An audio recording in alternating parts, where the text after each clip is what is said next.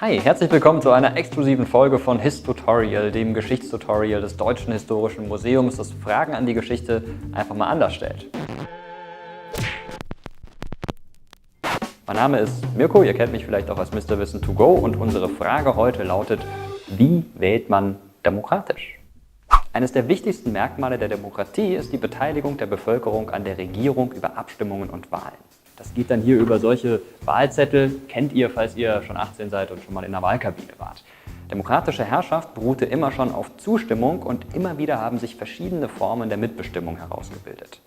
Ein wirklicher Demokratisierungsprozess, der immer größere Teile der Bevölkerung mit in das politische Leben einbezog, setzte in Europa aber erst in der Neuzeit ein. Aber wie ist es dazu gekommen und wie wählt man eigentlich demokratisch?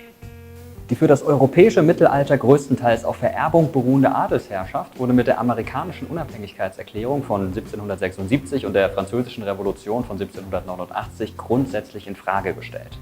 Sowohl die Kolonisatoren, die sich vom britischen Mutterland lossagten, als auch die französischen Revolutionäre hatten die Vorstellung, dass die Macht eines Staates vom Volk ausgehen sollte. Die Idee der sogenannten Volkssouveränität. Dazu kamen die Ideale von Freiheit und Gleichheit der Bürger. Beim Gedanken der Volkssouveränität stellte sich immer wieder die Frage, wer eigentlich genau das Volk ist. 1848 bei den ersten Wahlen im gesamten deutschsprachigen Raum, der noch aus vielen kleineren und größeren Fürstentümern bestand, wurde sie so beantwortet: Alle volljährigen Männer über 25 Jahre in den Mitgliedstaaten des Deutschen Bundes, in Schleswig und allen preußischen Provinzen sollten das erste deutsche Parlament wählen. Die Wahl zum sogenannten Paulskirchenparlament war das Ergebnis einer revolutionären Welle gewesen, die große Teile Europas erfasst hatte. Die Macht der Fürsten sollte mit einer Verfassung begrenzt werden und die Bürger an der Herrschaft beteiligen. Wirklich demokratisch nach unseren heutigen Maßstäben war diese Wahl aber noch nicht. Einerseits wurden zum Teil Dienstboten und Knechte sowie diejenigen, die keine Steuern zahlen konnten, ausgeschlossen. Vor allem aber waren Frauen nicht zur Wahl zugelassen. Und weil immer etwa die Hälfte der Bevölkerung Frauen sind und es außerdem im Vergleich zu heute eine sehr junge Gesellschaft war, es gab viele Männer unter 25, durfte nur eine Minderheit der Bevölkerung wählen. Die Feministin Luise Otto Peters forderte übrigens schon zu diesem Zeitpunkt das Frauenwahlrecht. Im 1871 ausgerufenen Deutschen Kaiserreich wurde dann ein gewählter Reichstag eingerichtet. Dieses Gemälde hier von der Eröffnung des Reichstages 1888 durch Wilhelm II. Zeigt deutlich die monarchische Prägung.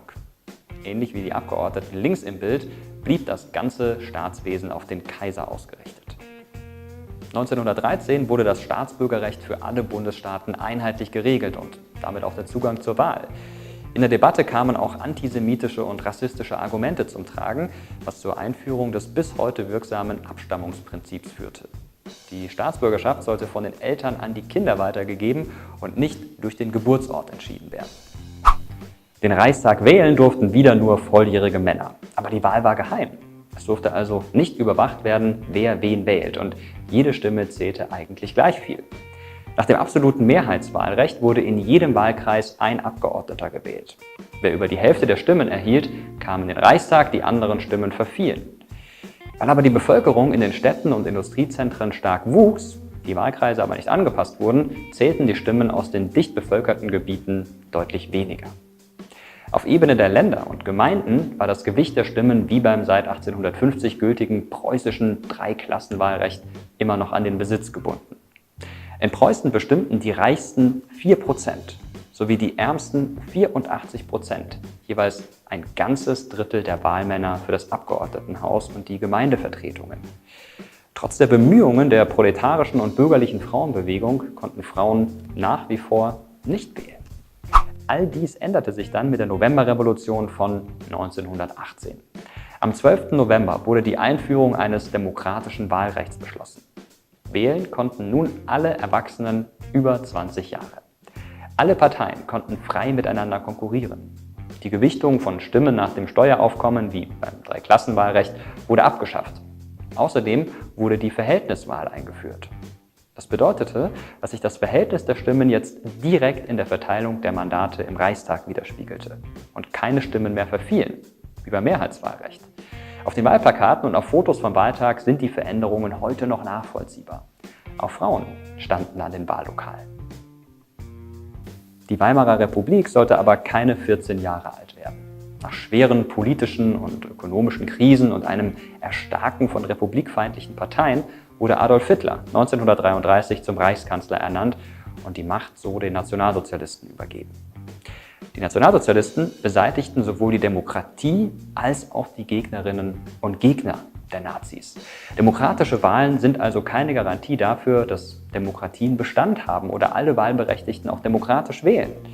Sie bleiben trotzdem ein zentraler Bestandteil der Demokratie.